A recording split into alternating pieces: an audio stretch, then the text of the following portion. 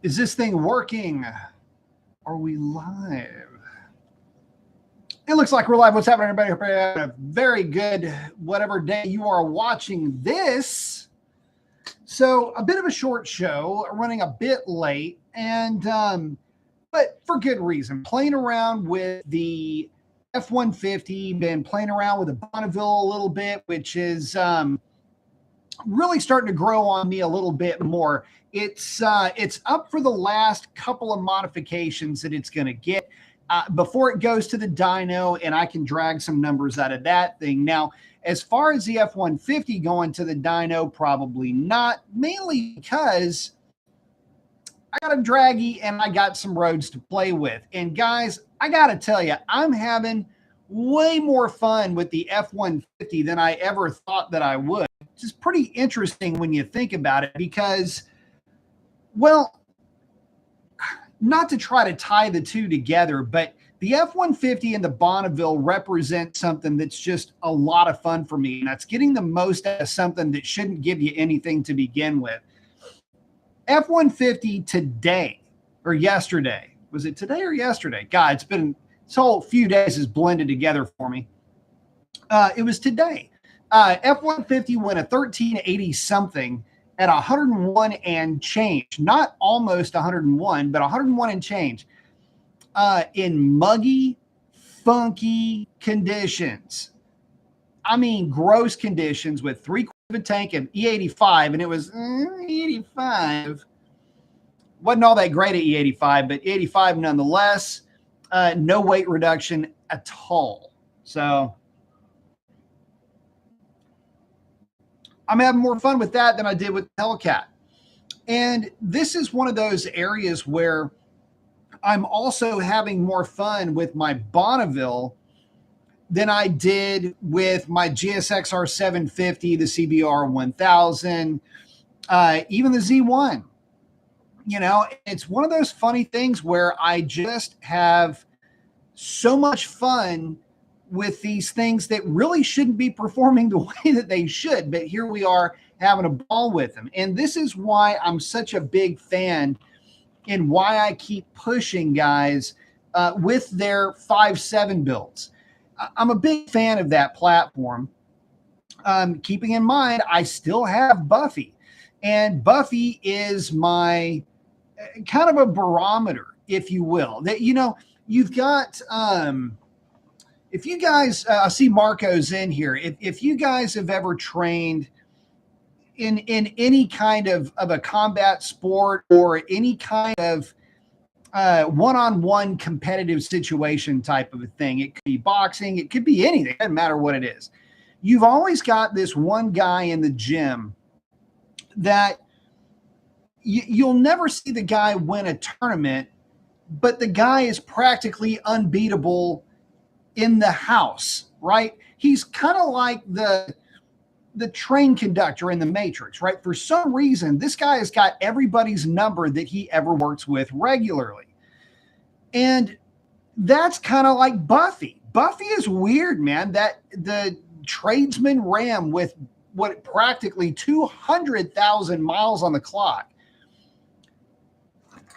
with the remote that randomly just kind of locks the truck for no reason. That truck feels faster than the F-150, but it's not. The thing is not, it's simply not. It's not even close by a measurable metric. But I'm telling you, when you drive the thing and when you experience one versus the next, the Dodge, the Ram, just feels faster. It feels more snappy. It feels more eager. And Buffy was the same way. My Classic was the same way versus my DT. It just always felt like it was a little bit livelier. And for no good reason. I can tell you that. I mean, I've got the tune pulled off of Buffy, and I've obviously tuned Stormy, and that was the DT Ram. Stormy would put it on Buffy, but it just didn't matter. If you lined the two up against each other, I promise you Buffy would have won that race. And that's the weird thing about it, is that I never have had a chance to run what I know is the slower truck, but in better conditions, in kind of a like state of tune, or at least a like state of preparedness. You know, it's one thing when you're trying to get a number out of a vehicle versus when you're not, but I don't know. The point that I'm getting to is this. Yeah, there's faster stuff out there, but it's tuning in that objective quality that is so difficult to get right with these modern vehicles. They've got a lot of limiters. There's a lot of goofy stuff going on.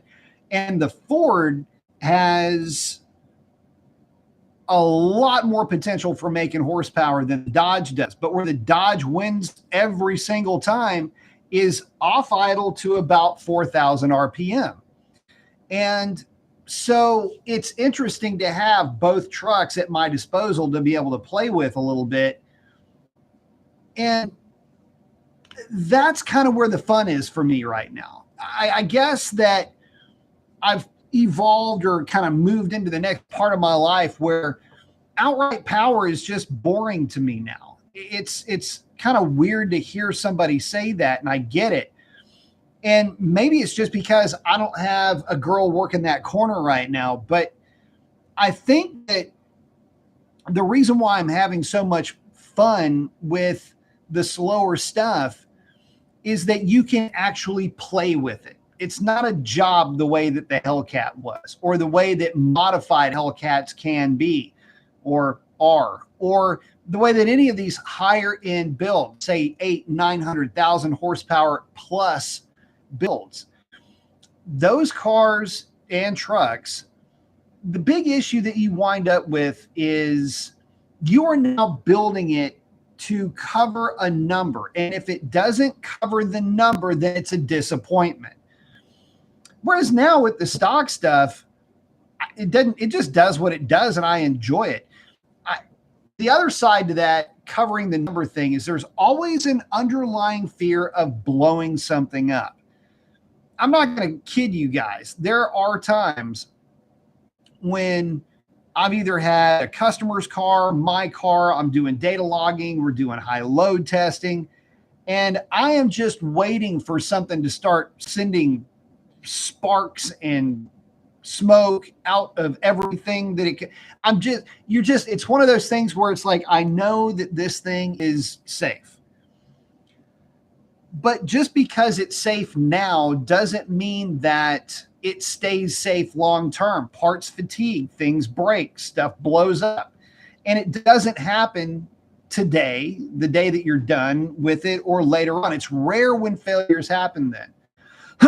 So because I know that, and because I've lived through that, you just kind of, you get to a certain point with a build and you start to just kind of catch yourself counting blessings, if you will. So, you know, I guess for me, I'm just having a lot of fun with what I've got on tap and just getting really good with what I've got, kind of like I did with the stock Hellcat. So anyway, let me catch up with you guys real quick and then we'll dive back in. Gary is in. Marco is in. What's up, man?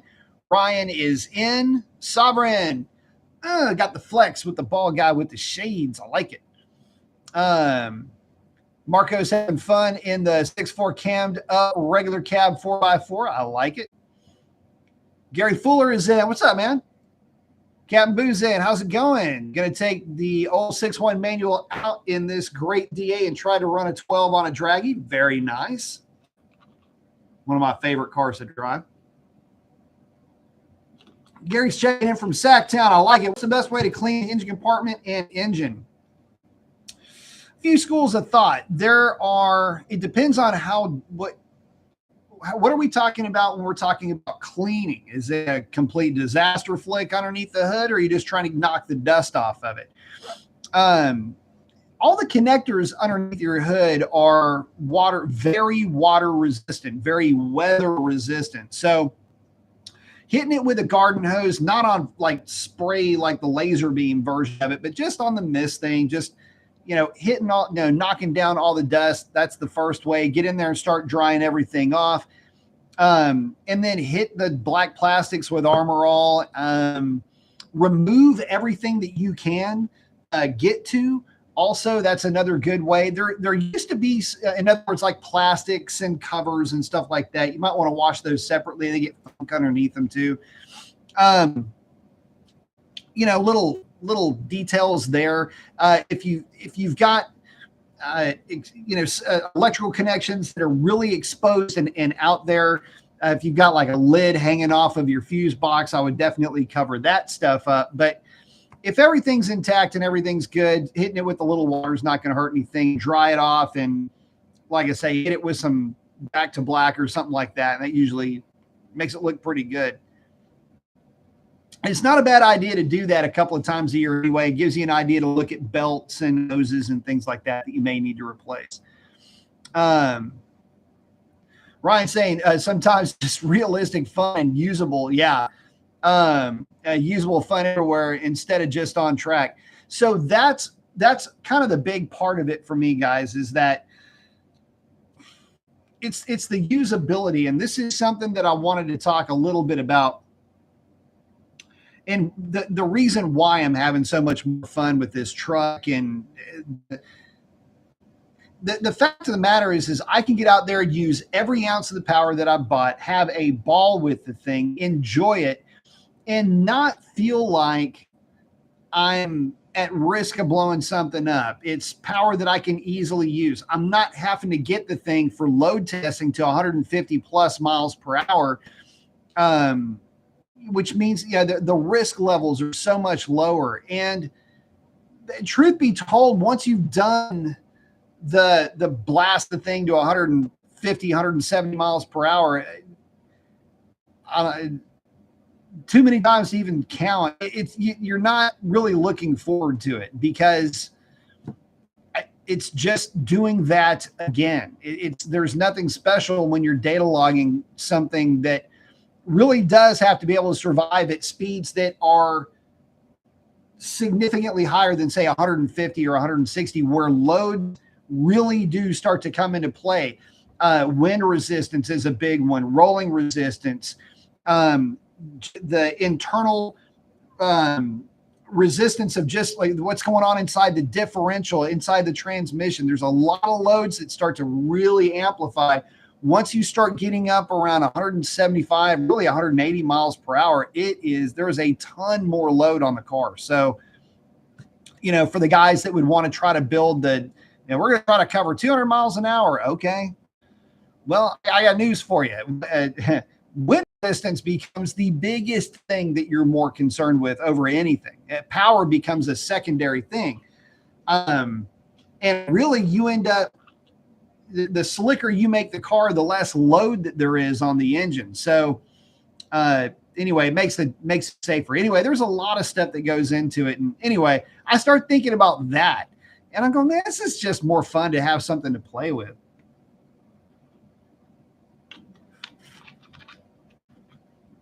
Skid saying, good evening. Good evening.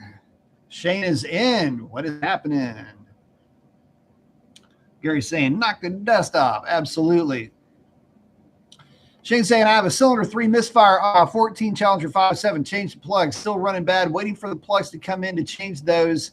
If that doesn't work, then what can you take a look at next, basically? First thing I would do is a compression check. Make sure that something isn't stung if putting a new plug in the thing doesn't fix it. Cylinder 3 is kind of a rare one to flake out. The next question that I have, though, is are you hearing any audible ticks? Are there ticks that don't go away? I will say that number 3 is a somewhat in the lottery of which cylinder failed. Number 3 comes up quite a bit with issues with MDS. So that's why I'm asking if there's a misfire there. It could have something to do with a failing cam or a failing lifter too. So again, something to consider. But I do have to ask, is it a hard code number 3 misfire, or are you just data logging it and you see some misfires on cylinder 3? a lot of times those are more ghost misfires than anything else. I can tell you this. So for you guys that know the story, just bear with me. But I had Hellcats are notorious for not throwing codes for misfires, but having like misfire counters that'll go bananas for seemingly no reason.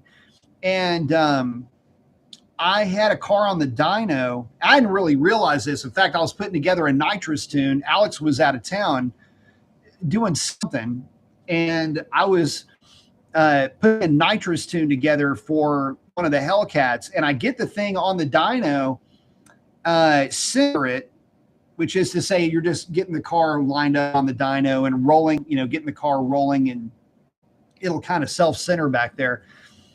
And I made an initial hit. Everything looked fine. Fire the car back up, and the number 8 misfire counter just starts going batshit crazy. And so I called him up and I said, I think I just blew this thing up, but I haven't even put a tune on it yet. He goes, no.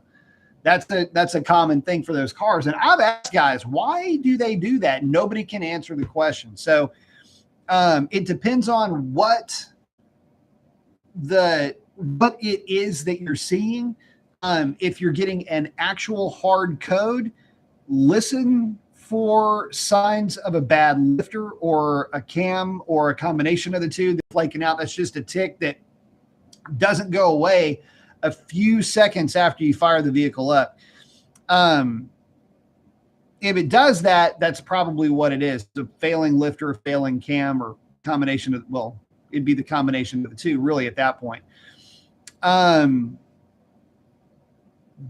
could be a plug, but in all reality, it could also be false. So you've got, it could be, I know that's a long way to get to it, but it is kind of a pain in the ass.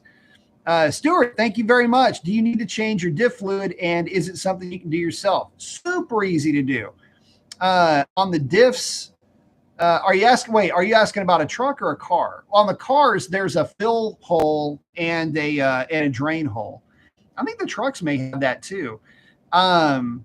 Depends on the rear end on the trucks, but the cars, yeah, it's I think it's recommended every, 50,000 miles. And if you've got a limited slip, then you buy the limited slip fluid. Don't put friction modifier in it. It's already got it in there. And then you fill it up until it just barely dribbles out of the top, and that's it. You are good to go at that point. But thank you very much for the contribution, my friend. Hopefully that answers the question. SCW saying, hi from Vegas. Hello. Hello, Vegas. Sovereign is checking. DM saying, good evening, Gearhead Check friends. Hello. Skid's checking in with the boys room saying, AB went to my first drag race event last weekend. Got to see a bunch of YouTubers, including Modern Red Hemi. It was awesome. Very cool. Very, very cool. Hopefully Modern Red did well. SCW saying, Shane, check your coil packs. Yeah, you can swap coil packs around and see if you can find it. But I think he said he already swapped out a coil pack. But anyway, swap them out anyway. See if that helps. Skid's saying, couldn't get the bike out today.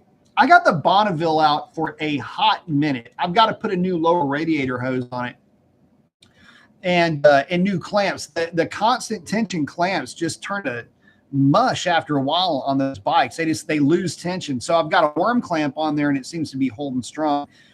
The Daytona needs a crush washer for the oil drain, which it ain't going to get. So it's just going to have to mark its territory a little bit here and there. DM's hanging out with Skids. I like it. Oh, Ryan got out on the Scout. Very cool. Hard to turn home on that thing. I understand that completely. Shane saying, no tick, 6-speed car. It's a hard code. So to put this in perspective, so Shane's saying the packs will be in on Monday. Oh, okay, cool. So a couple of things. 6-speed cars don't have MDS. So it certainly won't be that, but no tick, That's a very good sign. If you've got packs coming in on Monday, do yourself a favor and swap sides with your packs. Just random, doesn't matter. And see if you get a code somewhere else pop up. If it does, then it's definitely the coil pack. They typically go bad-ish, but I mean, they can go bad. We have never had a coil pack fail. I don't think. Anyway, in the fleets, we never had a coil pack fail, but that didn't mean they don't fail. It just means we haven't had one. Oh, Ryan saying it was perfect today for a ride. Filled the tank twice. Very nice. Once when I left the house, once when I was coming home, and instead of turning right to go home, went left. The old lady was quiet an hour. Then nice. Oop, something happened. I just hit the wrong thing. There we go.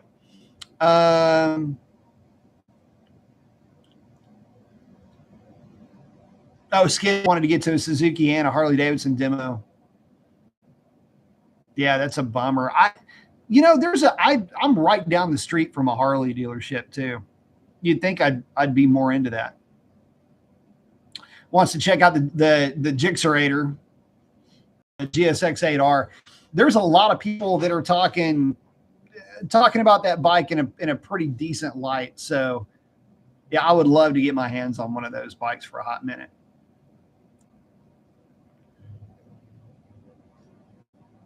Oh, Ryan said Ducati Cafe Racer. Nice. Is that the vintage look one that they had? Real pretty bike. Those are really pretty bikes. Yeah, the air-cooled duck, the 900 Super Sport was a really fun bike. Stuart, that's not uncommon, saying on long road trips using cruise control, the Hellcat would get better miles per gallon than the 392. Well, it's got a smaller engine. It's got lower compression, and and it's got less aggressive gearing at 262. So yeah, I would regularly get 2 points better in the Hellcat before I switch gears. I mean, it was nothing. That car, if I cruised at 75, would get 23, at least 22 to 23 miles per gallon. Some guys will get even better than that. Stuart, thank you. Asking, can you jam a 572 into a modern Challenger? Good or bad idea? The thing is that if you're talking about a like the 572 wedge motor, the raise block, big block. So the problem with big block stuff is that it's an obsolete technology. With the advent, it would be far and away easier to put 1,000 horsepower worth of blown 6.2 liter in a modern Challenger than it would be to try to play with an old school big block. There are no redeeming qualities to that engine in a modern platform. And oddly enough, the engine compartment in the LX platform is not that big. So it would be more of a hassle, more of a headache than it would be to just Hellcat swap it. And then you can just, whatever amount of power blows your hair back, you just pulley it to that and it does it and you have fun with it. Let's see.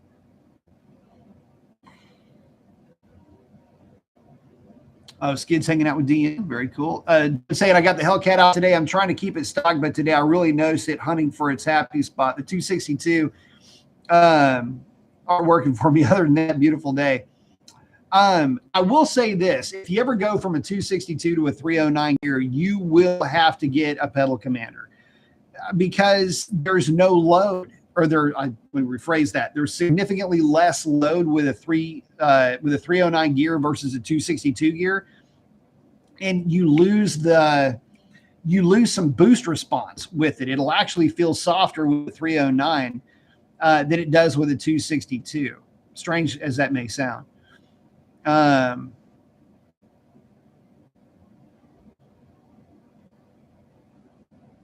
Let's see.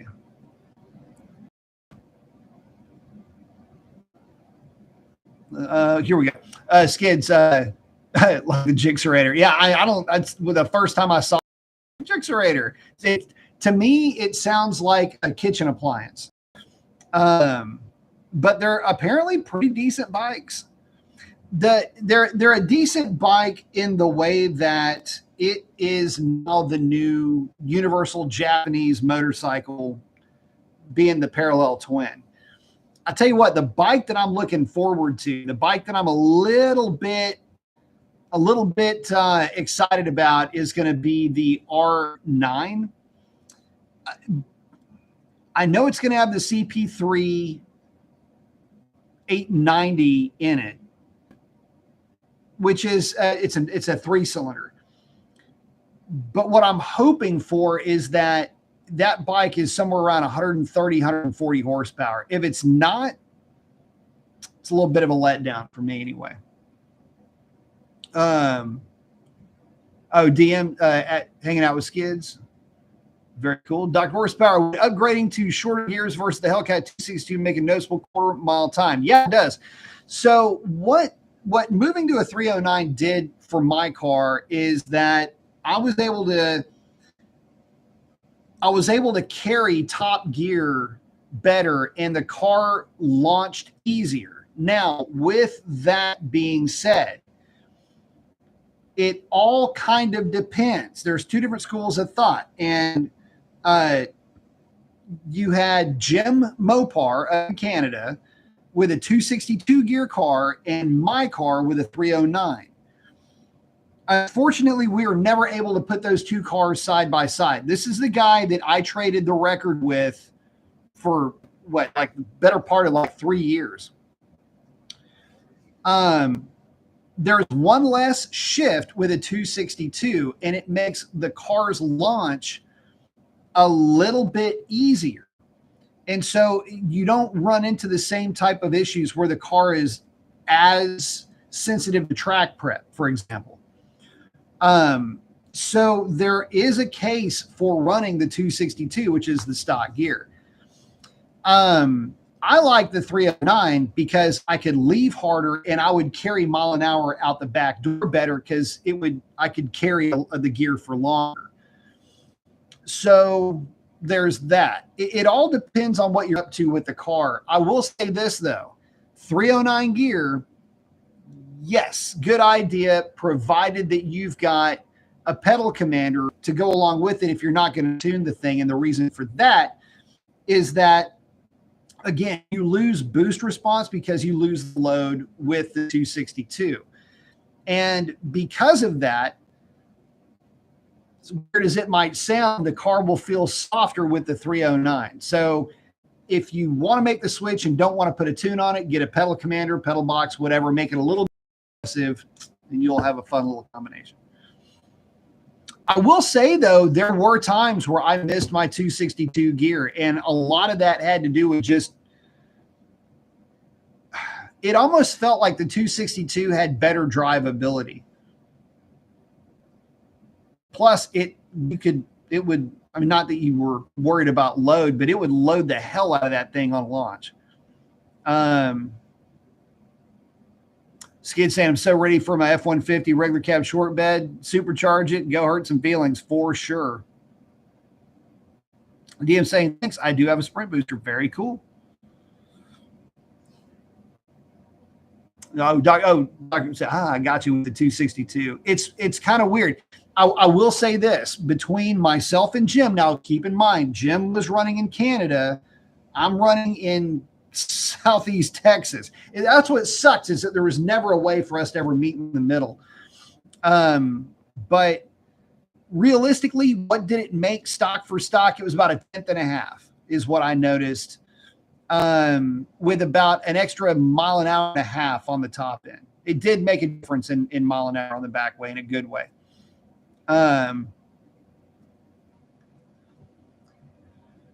Skid saying, why Honda has not brought over their middleweight naked, the new Hornet 700 and 750. Anyways, the answer to Yamaha's MT-07, Honda did bring the adventure bike with the 700-ish motor. Hope it makes it here. Man, there's the weird thing is that you will find you'll find that there's a few bikes that are hanging out there that I don't understand why they bring or why they don't bring them to the States. Oh, did this thing just go into ad? Shoot.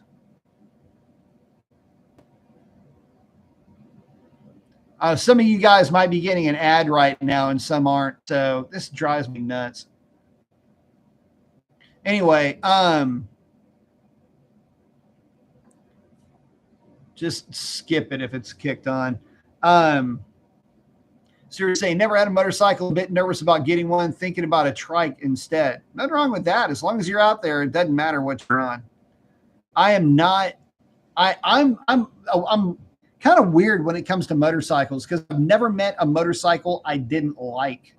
So I always find something about the bike that I'm on to be fun and enjoyable. So,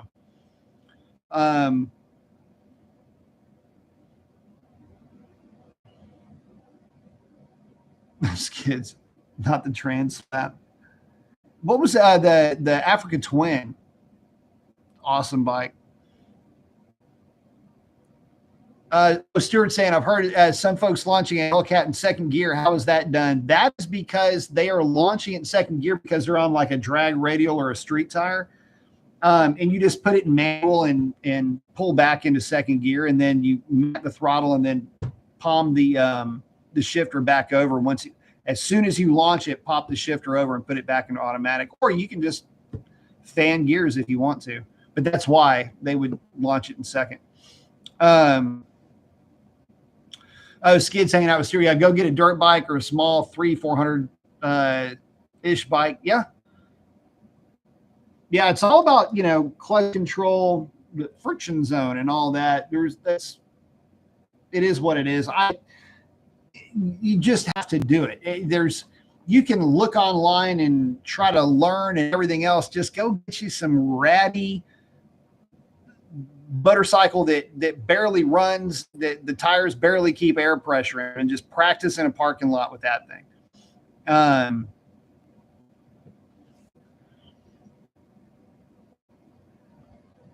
Stuart's hanging out with Skids. My wife and I go on cruises out of Galveston because we enjoy driving to it instead of flying.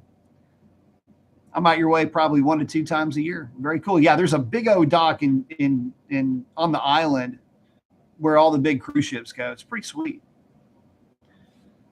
DM saying, Kawasaki 400 will put a smile on your face. You'll learn a lot and embarrass some bigger bikes. Yeah, it can hurt some feelings. You're right, Skid, it's about that. Oh, that's right, Ski. Yeah, the African Twins, the 1100. That's right. That's what they made the Rebel 1100 out of, I think. Yeah, I don't know why. I mean, I get it. They did it because they could. You've also got the e-clutch system that's going to be floating around out there too, which, I mean, it's neat technology. Anything that helps people get onto and into motorcycling is always going to be a positive for me. So some of the bikes I used to like were big scooters. I thought those were kind of neat. Surprised those didn't take off as much as they really kind of should have. But anyway, getting back into it. So yeah, F-150 doing really well. I'm still learning Ford, but because of my experience with the Dodge stuff, it's a lot of it's basically the same thing. I will tell you that the 1380 that it ran, it was doing it with significantly less timing than it did for a first hit when it went a 1394. So it's so weird where it will pull the timing tables from. There's 20 something different timing tables and different toys. It's just there's a lot to it, but I'm having a ball with this thing and learning it along the way. So we'll see how that works out. But and the Bonneville is getting a set of Predator Shorty slip-ons. The pea shooters have got to go. So you'll see a video pop up, and I'm going to do a bit of a standalone video on the Bonneville once it gets the slip-ons put on. I'm going to try to get it to the dyno.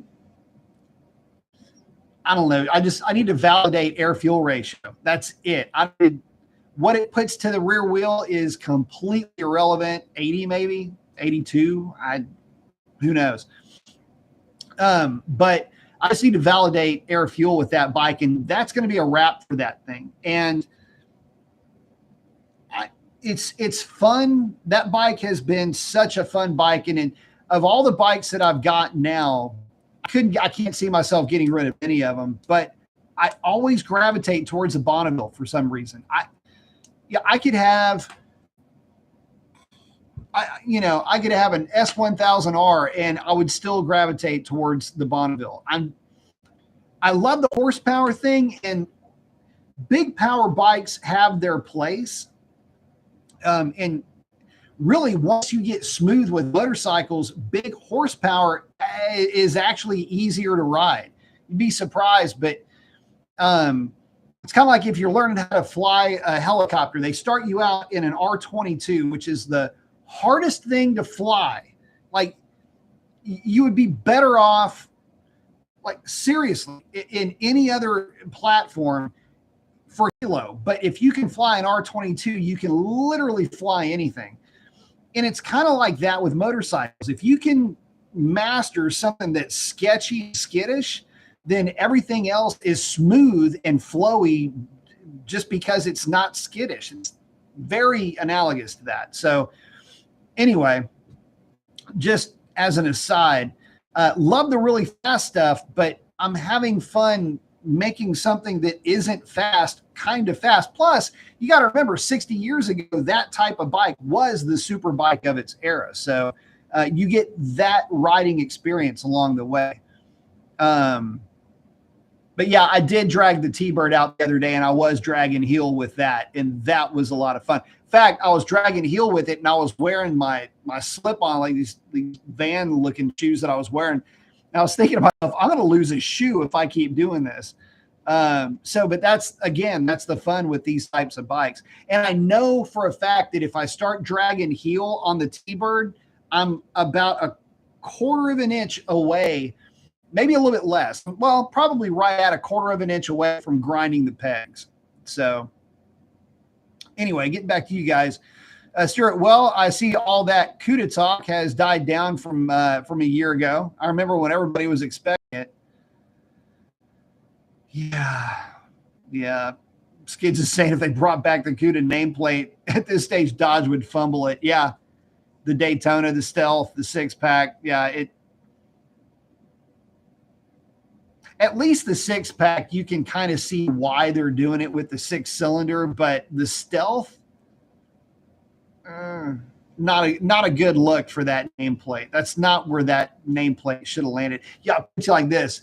I don't even know what a Stealth looks like. Can you believe that? Like, I don't even know. I'm so disinvolved with that. I don't even pay attention to that. This is Stellantis trying to bury a brand. That's my opinion. DM hanging out with Skids. Say, I'm not sure all that new CUDA talk started. There was a lot of people say, oh, the CUDA, what else would they call it, right? But the Banshee would, oh my gosh, why? The funny thing is that they couldn't, Dodge doesn't know when to quit with the heritage thing and when to drag in, like, come up with something new. Oh my gosh, man. It's just, what a nightmare. You know how frustrating it would be to be a car guy working for Dodge right now? You wouldn't be able to, you would probably, rock yourself to sleep in the fetal position. It's just, oh, what a mess. Skid's saying the Triumph is the parallel twin standard. Yep, no one can touch them. The sound, the torque, everything about them. Nobody beats a Triumph parallel twin. I will agree with that. I'll tell you what, the good thing about the Triumph parallel twin is that, look, say what you will about all of the A2 style P2s. I'm really when I see a parallel twin in a sport bike,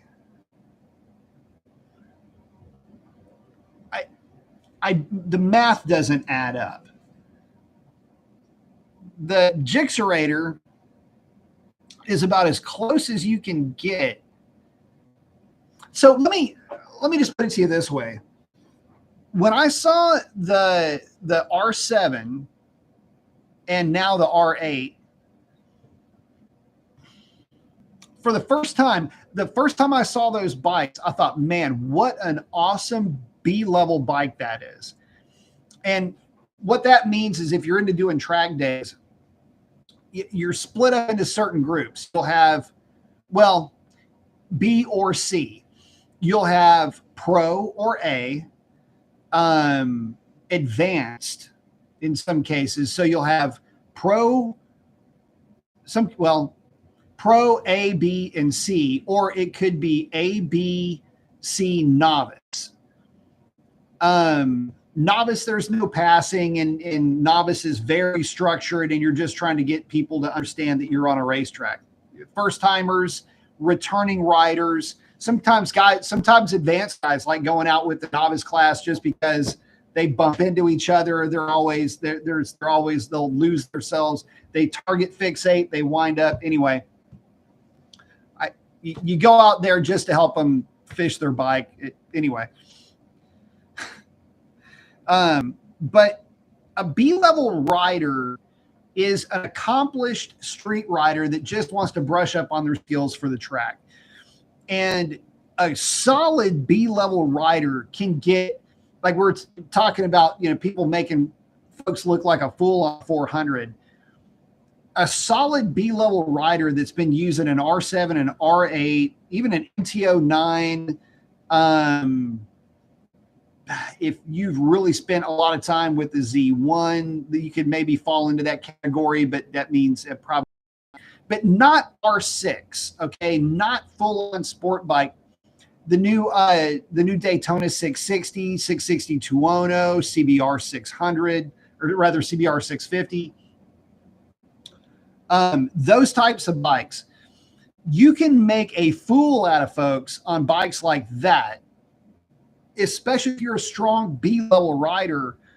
And the only thing really keeping you out of A-level is that you just don't want to play in that league. You don't want to have the higher power bikes. You're not interested in, you're just out there to have fun. You're out there to get the most out of the bike that you've got.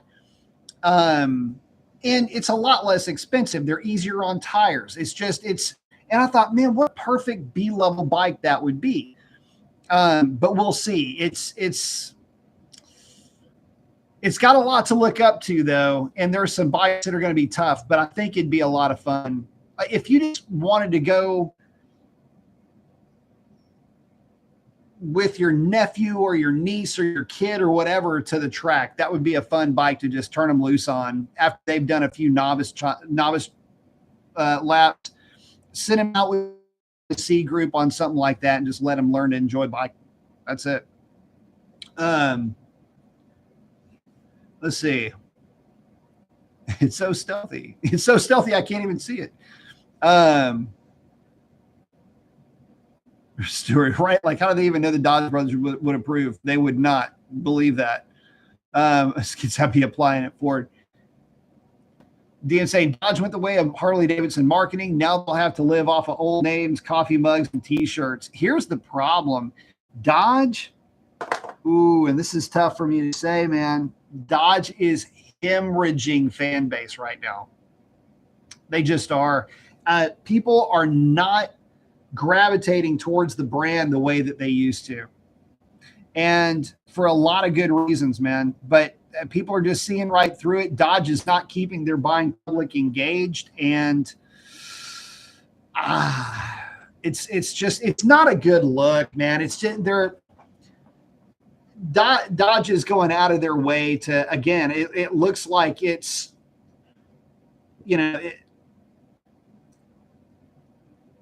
it's just, how do you say it? It's, the word is escaping me right now, but it just seems negligent. There it is. It just seems negligent what Dodge is not doing. They've got 300 days worth of stock, back stock on Challenger, Chargers, or whatever. It's because nobody wants the things. They're charging way too much money for these vehicles, man. And they don't. It's not worth it. Guys also are learning that, look, they're a novelty vehicle. Once the novelty wears off and it's just a car and you got to deal with some of the headaches that come with it, sometimes it's easier and more rewarding and more satisfying when you get rid of it. It's like having a boat, two happiest days, when you get it and when you get rid of it. That's kind of how it is with some of these things. Skeet said, hey, the like button's working. Yeah, I don't know. It wasn't working last time. DM is checking out. Adios, amigo.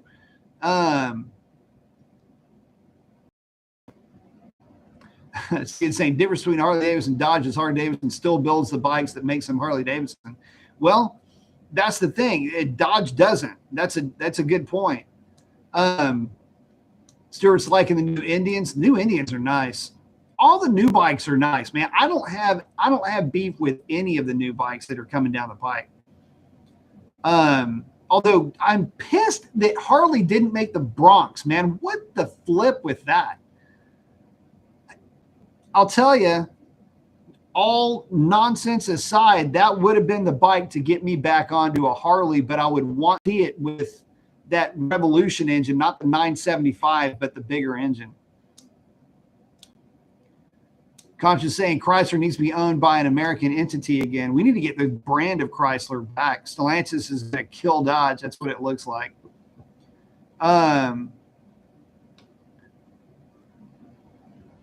Oh, yeah, Skids, the new Charger does have the HP 75.